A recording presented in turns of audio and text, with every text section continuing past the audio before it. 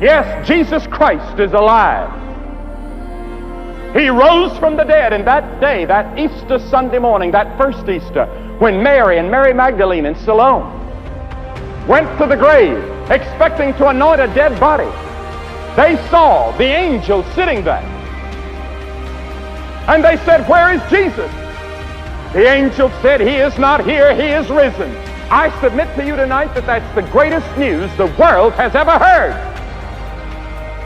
He is not here. He has conquered the grave. He's alive.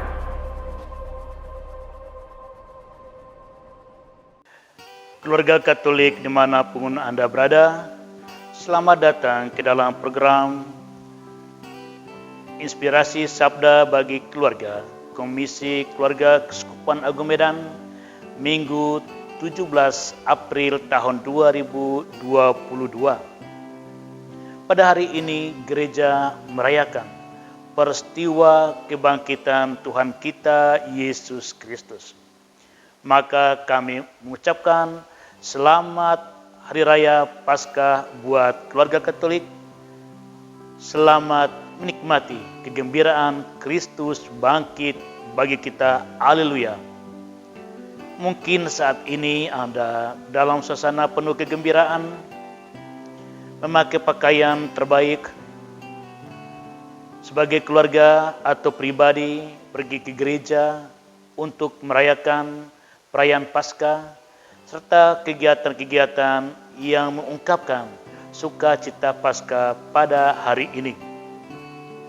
Keluarga Katolik dimanapun Anda berada, adapun kisah yang dibacakan bagi kita pada hari ini, yakni tentang kebangkitan Tuhan kita Yesus Kristus. Kebangkitan Tuhan kita Yesus Kristus ini diambil dari Injil Yohanes bab 1 ayat 9. Dikisahkan oleh sang penginjil demikian. Pagi-pagi benar pada hari pertama minggu itu, seorang wanita bernama Maria Magdalena pergi ke kubur Tuhan kita Yesus Kristus. Ketika tiba di sana, ia mendapatkan batu yang digunakan untuk menutup kubur sudah tidak ada di tempat, alias pintu kubur itu sudah terbuka.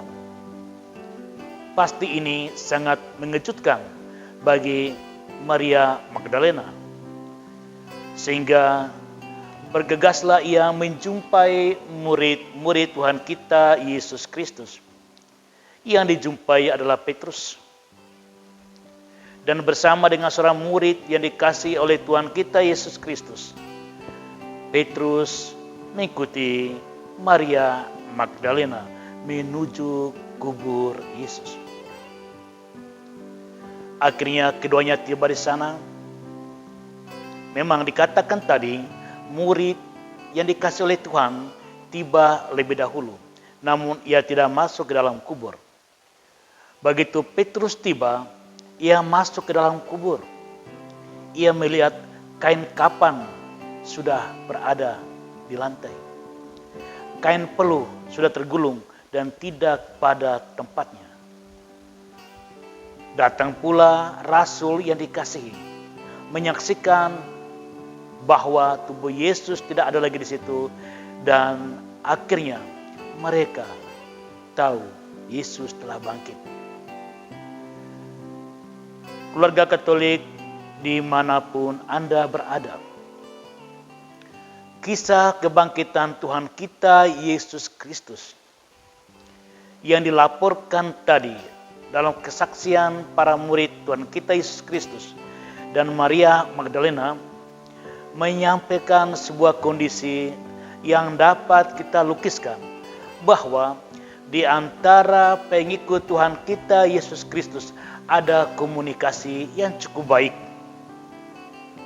Maria Magdalena mengkomunikasikan kepada Petrus dan murid yang lain tersebut, dan mereka datang ke tempat tersebut. Di sini hendak menyampaikan bahwa hubungan Maria Magdalena dengan para rasul telah sampai pada level hubungan persaudaraan.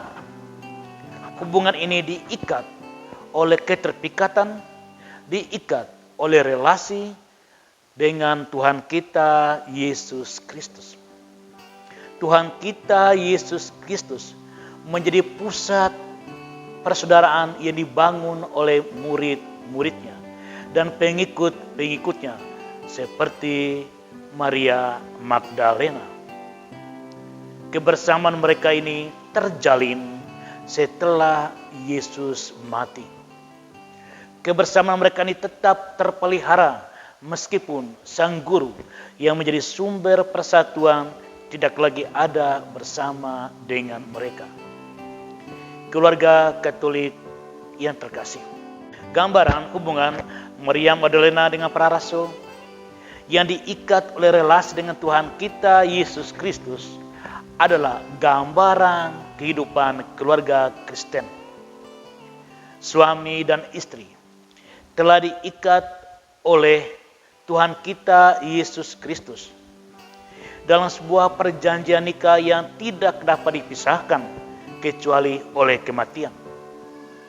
Demikian juga anak-anak yang lahir dari keluarga tersebut oleh iman dan kepercayaan orang tua, pengajaran orang tua akan Yesus Kristus, ibadat yang orang tua hadirkan di rumah dan di luar rumah, membuat anak-anak juga membangun ikatan dengan Tuhan kita Yesus Kristus.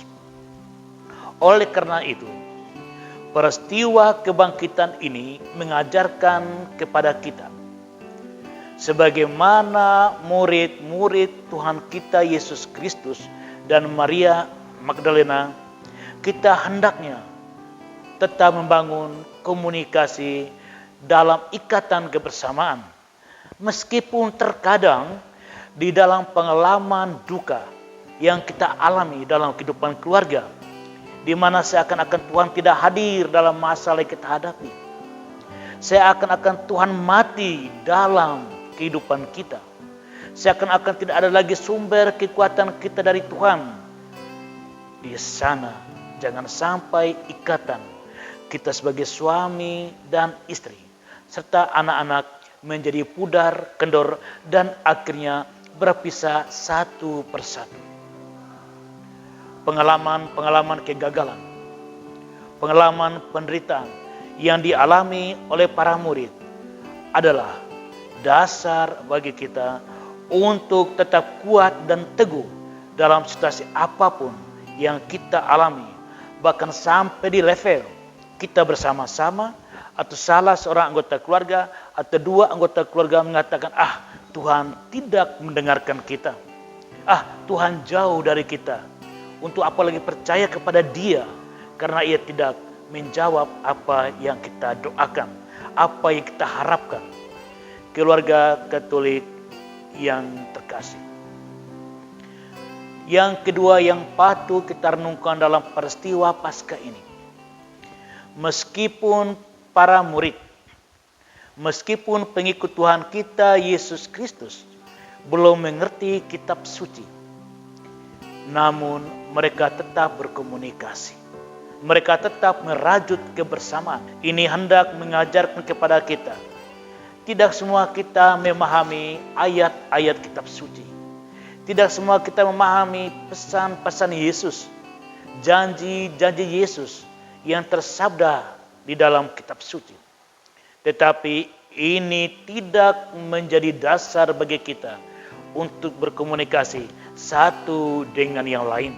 Kita tetap membangun komunikasi secara permanen dalam situasi kegembiraan atau duka, keberhasilan atau gagal, sehat atau sakit. Tuhan akan memberi pada saatnya kita mengerti bagaimana Ia bekerja di dalam kehidupan kita.